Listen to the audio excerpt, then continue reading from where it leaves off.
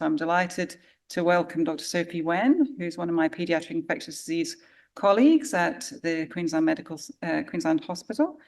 She's the lead for our specialist immunisation service and has a particular expertise in immunisation in the immunocompromised and a particular interest in paediatric antimicrobial and vaccine clinical trials. Thanks, Sophie. Thank you for the opportunity to talk today on donor-derived Candida infections. And before I begin, I'd like to pay respect to the traditional custodians of the lands on which we're privileged to work on, and acknowledge and pay respect to Aboriginal and Torres Strait Islander elders, past, present, and emerging.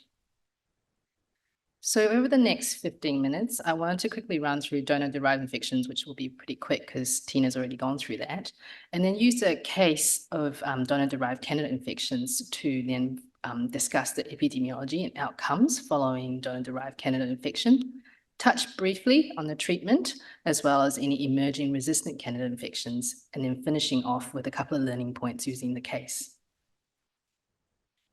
So as Tina's already touched on, donor-derived infections defined as any infection present in the donor that is transmitted to one or more recipient. And it can be classified as expected or unexpected.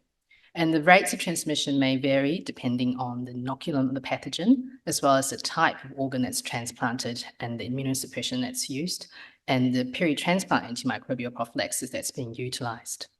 Unexpected events are rare, and it's quoted to be less than 0.2% of solid organ transplant recipients, but obviously can result in significant consequences to the recipient. So looking specifically at donor-derived Candida infections, Candida species are one of the most common fungal pathogens that's transmitted from donor to recipients and associated with frequent graft dysfunction, as well as significant morbidity and mortality. In kidney transplants, it is estimated that one case of donor-derived invasive candidiasis will occur per 1,000 grafts, with median time to occurrence of 25 days. And many of these infections are presumed to be secondary to preservation fluid contamination, which can occur prior to or at the time of organ procurement. The rates of preservation fluid contamination ranges anywhere from 9% up to 37%, though those that specifically due to Candida species ranges from 0.6% up to 4%. Candida albicans remain the most common species identified, and those that are contaminated ranging from a quarter up to 60% of all cases. In liver transplant, Candida has been isolated in 4% of the preservation fluids, and the risk for Candida infection is also likely increased in those that have surgeries that are complicated by intestinal contamination during organ recovery. With regards to thoracic transplants, Candida species are frequent oropharyngeal colonizers and are commonly detected in donor respiratory cultures. Antifungal prophylaxis for a relatively extended period of time is commonly employed following lung transplantation and with the hope of reducing donor-derived infection. Literature suggests preservation fluid contamination and donor-derived Candida infections are unusual following cardiac transplantation. So now I'm going to tell you a little bit about a case that we managed last year at Queensland Children's Hospital. This is an 11-year-old boy with kidney failure due to obstructive nephropathy and was on peritoneal dialysis for 18 months prior, but no immunosuppression. He underwent deceased donor kidney transplant on the 2nd November last year. Off note, the evening prior to transplant, we received a call requesting advice on what antifungal therapy to commence on the deceased donor, who is also a child and found to have yeast seen on the gram stain in the urine. Donor was commenced on amphotericin, and transplant proceeded for our patient the following day. Our patient's urine post-op was reassuring, and the yeast was subsequently identified as Candida glabrata complex, with the susceptibilities shown here. Microfungin was the antifungal therapy used perioperatively and post-operatively. And given the recipient's urine was negative on culture, the antifungal therapy was ceased after 4 days. Our patient was then noted to have worsening renal function approximately a month after transplant, and this continued to worsen on follow-up 9 days later. The social situation for this patient is complex, and the family really only reported intermittent fevers in the community on follow-up in mid-December. And due to the worsening renal function, the patient proceeded to a renal biopsy to assess for rejection. The histology subsequently came back with no features suggestive of rejection, but tubular fungal spores were noted. The day after renal biopsy, we were then notified that the blood culture was now positive with Candida, and that was subsequently confirmed to be Candida glabrata complex. The susceptibilities are also shown here. Interestingly, the urine was done 3 days prior to this biopsy and the blood culture flagging positive. It had less than 10 white cells and was negative on culture. Our patient was then commenced on micafungin and then switched to voriconazole with a plan of IV oral switch to complete a total of 6 weeks of treatment, and that would bring us to end of January this year. As part of the follow-up, imaging was done approximately a month after, and which showed patchy changes throughout the graft, suggested possible ongoing infection. And a repeat urine at this time showed low white cell count, but the culture subsequently came back positive for Candida glabrata complex. A repeat renal biopsy on the 25th of January also cultured Candida glabrata complex. Voriconazole levels were initially adequate in late December. However, the levels done at the time of these imaging were subtherapeutic at 0.6. The susceptibilities on the urine did not differ significantly, with the exception of voriconazole, which had gone from MIC of 0.12 in the blood to 1 in the latest urine. There were significant concerns regarding the progress of this patient at this time, and there were discussions around whether the kidney graft needed to be removed due to ongoing infection and the concerns for complication. The antifungal therapy was then changed to a combination of ambazone and 5-flucytosine for 2 weeks. We were able to clear his urine culture following a week of this combination therapy, and all subsequent urine, which were repeated weekly, were negative. His graft, however, on imaging remains diffusely echogenic in the parenchyma. And following 2 weeks of ambazone and 5-flucytosine, the ambazone was then ceased, and the 5-flucytosine was given in combination with oral posaconazole. And this combination continued for a month, and the patient was then stepped down to prophylaxis earlier in March. And the plan is to continue this for the next 3 months with ongoing imaging and monitoring of his urine.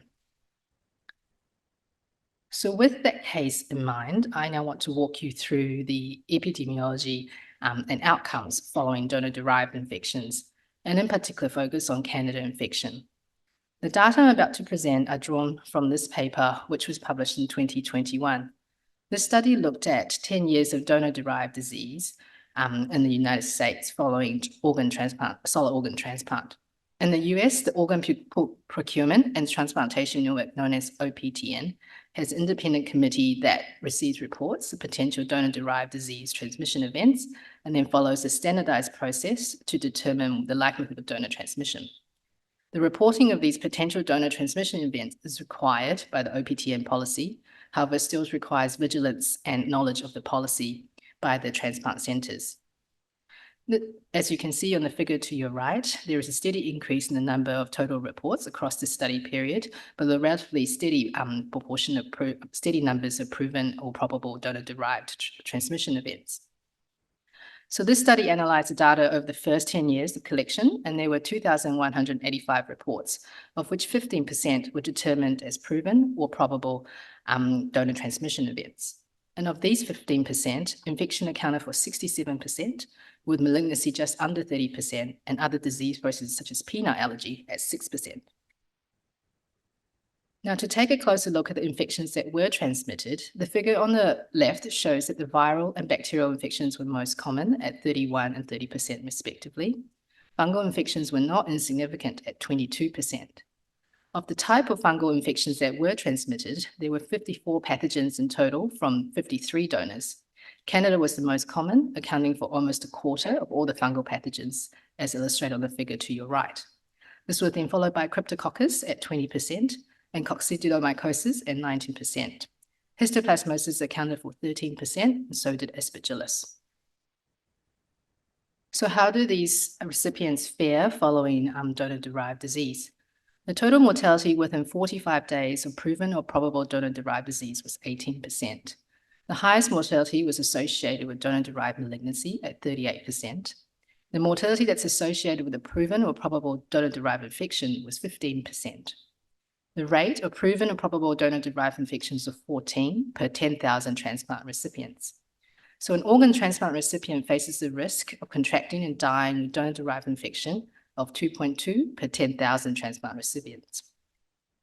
Graft failure was within 1 year of transplantation due to infection was 12%, and that the highest rate was observed with fungal infection at 19%.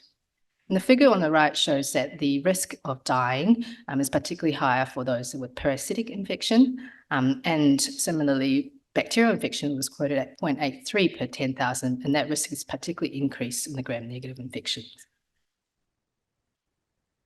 So looking specifically within the fungal infection transmitted, Candida infections in the donor are all transmitted to heart and lung recipients, much less or less so in the kidney and liver recipients. Overall transmission-related death per 10,000 recipients were relatively similar across the fungal pathogens, with the exception of coccidioidomycosis. In terms of complication, the feared complication due to candidiasis most frequently relates to the arterioanastomosis and are often associated with a fatal outcome.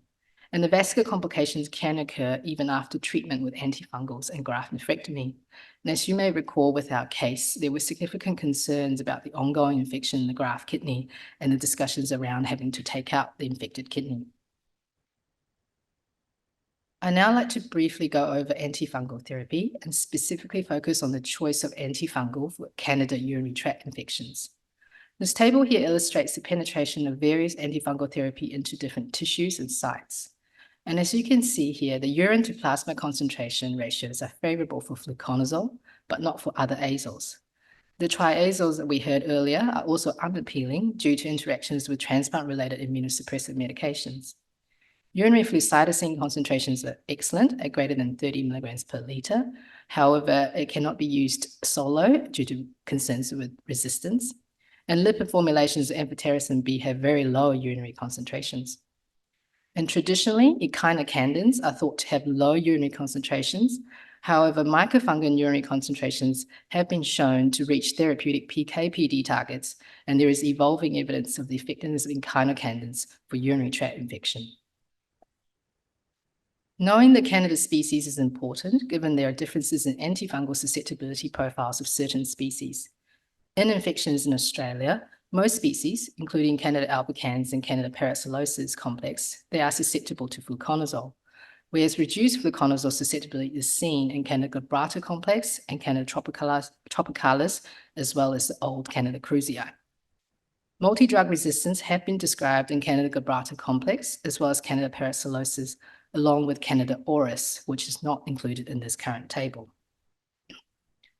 So on the note of Candida auris, this particular organism is considered an urgent threat and is described as a superbug fungus.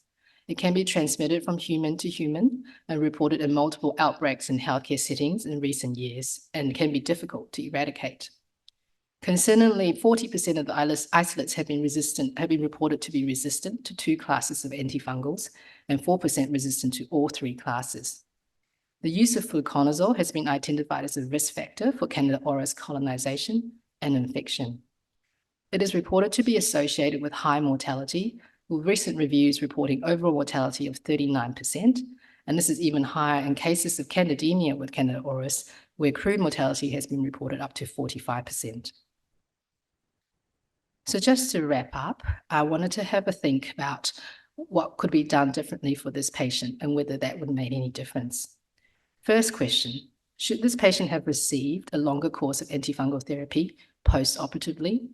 Looking at the American Society of Transplantation guidelines, which are over 12 years old in this space, it is recommended in the absence of documented infection, empiric antifungal therapy may be discontinued after 2 weeks.